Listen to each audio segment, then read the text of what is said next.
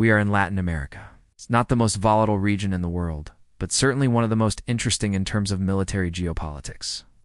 There's a lot going on right now, like the war in Ukraine. It's never far from anyone's mind when there's a knock on your door at 3 a.m. and you have to get up to make some coffee. You think about the war in Ukraine.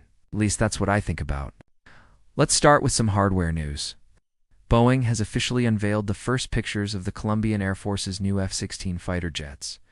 These are not just any F-16s. They are F-16 Vipers with active electronically scanned array radar, same radar that we have on the F-35. This is a big deal for Colombia because it makes their F-16s the most capable fighter jets in the region. The only other fighters in the region with an AESA radar are the Venezuelan Su-30s, but those are old, unreliable, and half the number of Colombia's F-16s. Also, Venezuela is not exactly a regional power anymore. Colombia will use these F-16s to patrol its extensive Caribbean coastline, which is good news for the U.S. The U.S. will be able to reduce the number of sorties flown by its own fighters in the region, freeing them up for other missions elsewhere. Now, this is where things get interesting. See, these F-16s were originally meant for another country in the region, a country with a much bigger economy and military, Mexico. Mexico ordered 24 of these bad boys back in 2014 for a whopping $2.5 billion.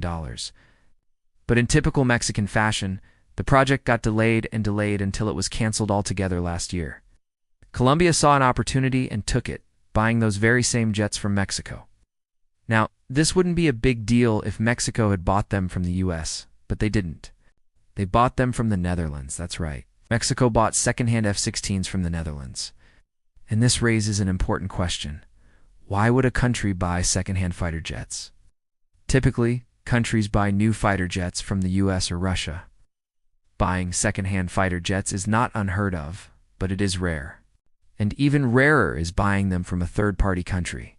Usually these are transfers between allies.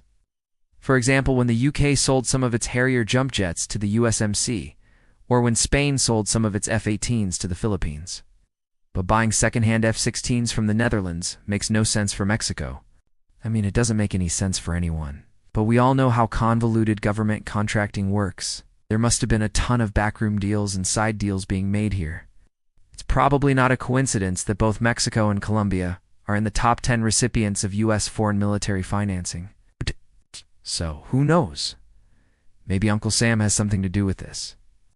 I'm sure Mexico will eventually get their F-35s, but until then, they will have to rely on their aging fleet of 2010s era Su-30s and Mirage 2000s, and that's why they should consider buying some second-hand F-16s, preferably from the U.S.